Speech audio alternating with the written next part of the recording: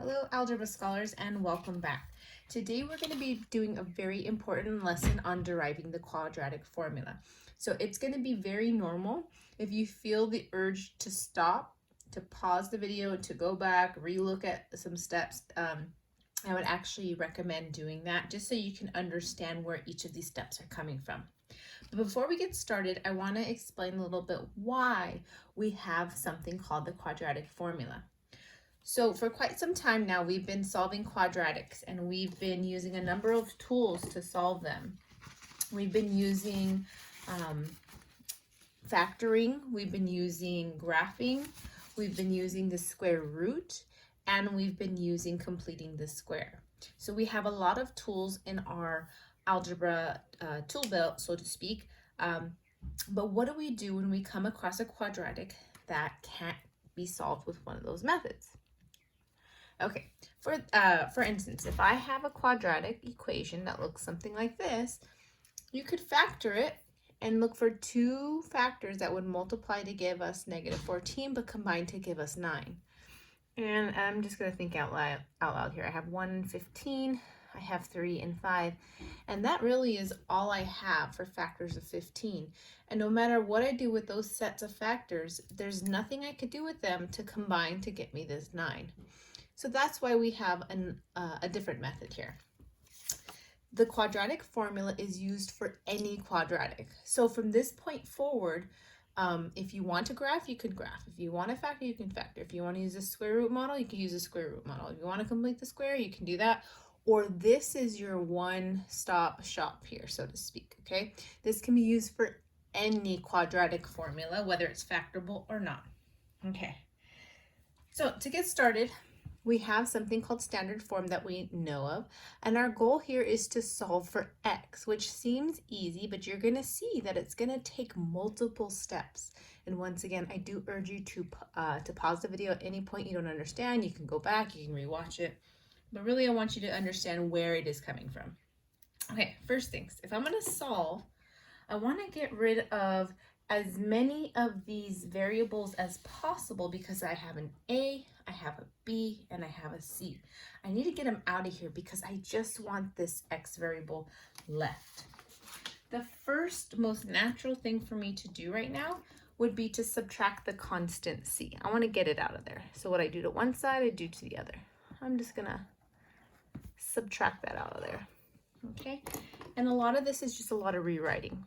So now I'm left with ax squared plus bx equals negative c. And I asked many of you to try solving for x. I would imagine that you at least got this far. Okay, the next thing, let's think out loud here. What could I do to start cleaning this equation up to make it in terms of x? Well, first of all, I want to get rid of this coefficient of a. So if a is multiplied to x squared, I can go ahead and divide it out. So I'm going to divide every single one of these terms by a. Okay, again, I'm cleaning it up. So a lot of these steps are just kind of cleanup steps. A divided by a is 1. Okay, so I don't need to write that anymore. It's just an x squared. I do have b times x divided by a. And I do have negative c divided by a. So still looks pretty messy. So let's go ahead and continue here. From this point, we're going to use the strategy that we've been working on for about a week called completing the square. So before we complete the square, I just want to remind us that we have a little mini formula. You guys kind of came up with it in our exploration with the tiles. If we half b, if we take b and divide it by 2 and square it, that's going to help us complete the square on this really messy looking quadratic right now. All right, so the first thing that we would have done is we would have tried to figure out what number we would have added. How many ones tiles would we have added to both sides to complete the square? Okay, so here's the fun part. I know I'm going to take half of b and square it. B right now, the term in front of the x is b over a, or b divided by a. If I were to half that, half it would look like b over 2a. Okay, again, if you were to take half of b over a, it would be b divided by 2a. So just kind of let that sink in for a moment because it's only going to get a little bit more messy at this point. Okay, so I know that if I were to continue to evaluate this, this is going to turn into b squared divided by 2 squared and a squared. Remember, we have to use our rules of exponent here and distribute in this square. So this now looks like b squared divided by 2 squared, so that's really a 4 in disguise, and a squared. And throughout this, you should be saying, Mrs. Carbajal, this just looks worse. And yeah, it's got to look a little ugly before it gets better. Okay.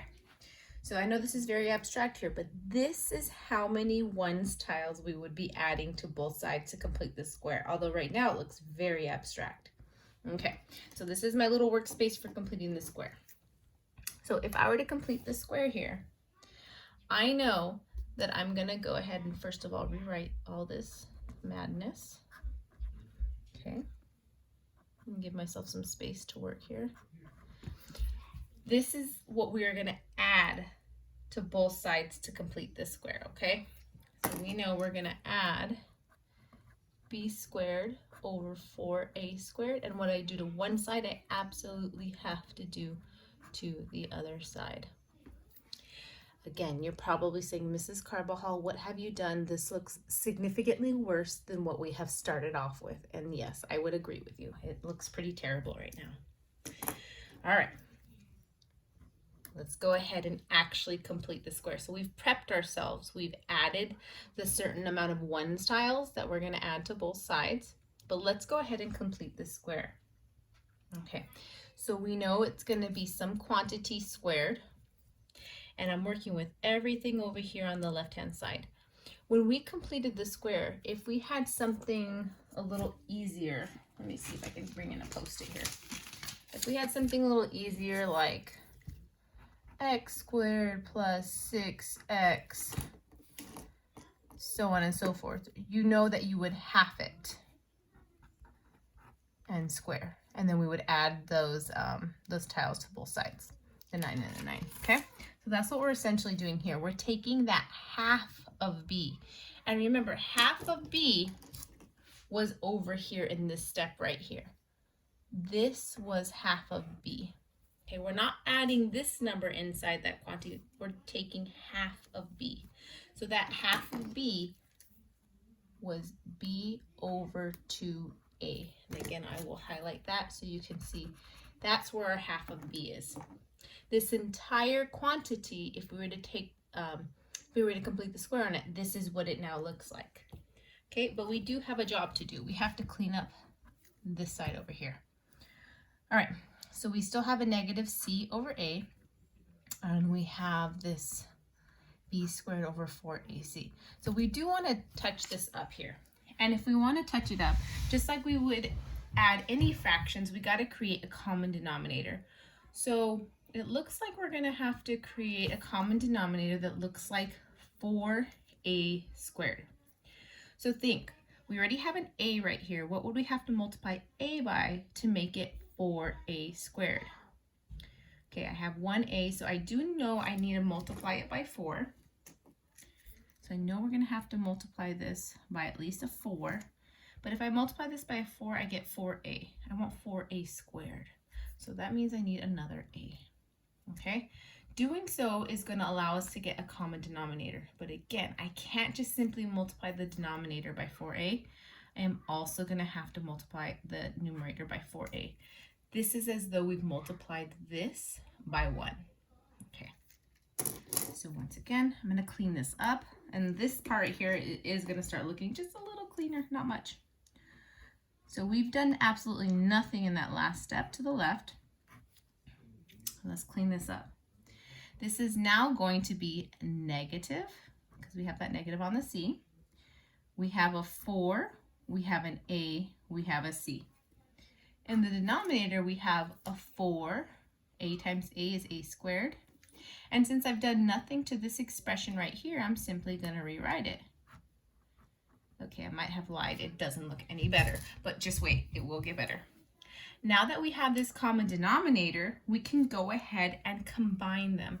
So if I had a fraction that read 1/7 plus 2/7, we would go ahead and just call that 1 plus 2/7. So we're going to go ahead, once again, this is just a cleanup step here. Quantity squared. I can write all of this under the same denominator, 4a squared. So I'm going to go ahead, and while I'm here, when we are dealing with algebraic expressions, there's things called degrees that we talked about in, I believe, December. The highest degree should start first. So because b has a degree of 2 up here, we're going to go ahead and write it first. And this entire expression has a lower degree. We're going to write it second. Okay. All right. This looks a little less ugly at this point, but our goal here is to try to get x by itself. So what could we do to get x by itself? Well, a couple weeks ago, we learned about solving a quadratic using the square root method. So I see a nice square here that is just waiting to be attacked. So the arch nemesis of the square, yes, this is where someone would yell out triangle in the class, but no, the arch nemesis of the square is the square root. So I'm going to take the square root of everything on the left, and once again, everything on the right. Got to be consistent here. Okay. Taking the square root of a square, they would cross out, and on the left side, you get x plus b divided by 2a. Okay, the square root has canceled out the square.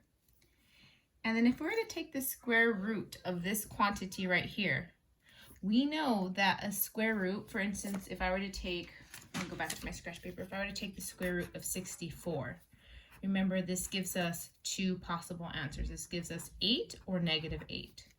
So remember this gives us a plus or minus, okay? That's very key here. If I take the square root of this quantity right here, this is going to give me a plus or minus answer. Okay, let's see what I can do here. This entire quantity in the numerator, I can't just take the square root of it because there's not a square attached to this the a or the c. So I really can't do anything with this numerator. But in the denominator, if I go term by term, 4, I could take the square root of 4. The square root of 4 is 2. I can also take the square root of a. The square root of a squared, rather, would just be an a. Okay, so in the denominator, I do have a 2a. And the numerator is still looking pretty ugly. Again, I cannot take the square root of this entire quantity because this a and this c didn't have a square to give. So it just kind of has to look like that for the time being. Believe it or not, this is starting to look significantly better for us. You may not see it yet. Okay, I have this x. It's so close to being isolated, but the thing in the way at this point is this b divided by 2a. So let's just get rid of it. So -b over 2a, and when I do to one side, I'm going to do to the other. And I'm looking like I'm running out of paper. Okay, so let me go ahead, clean this up again. I now have x equals -b plus or minus the square root of b squared minus 4ac. And remember, this -b had a denominator of 2a, and this quantity had a denominator of 2a. I've pretty much finished and derived this formula, but there's just one little thing. Just like we did up in this step right here, let's go ahead and write it over the same denominator. If they have the same denominator of 2a, I'm going to clean it up one last time.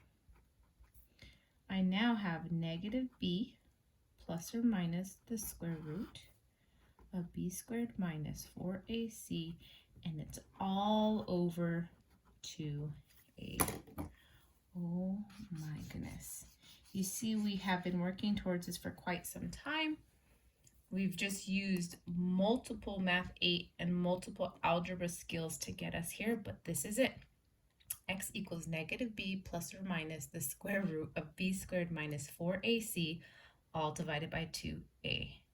It's a mouthful, and I look forward to seeing you guys memorize it this week. Take care.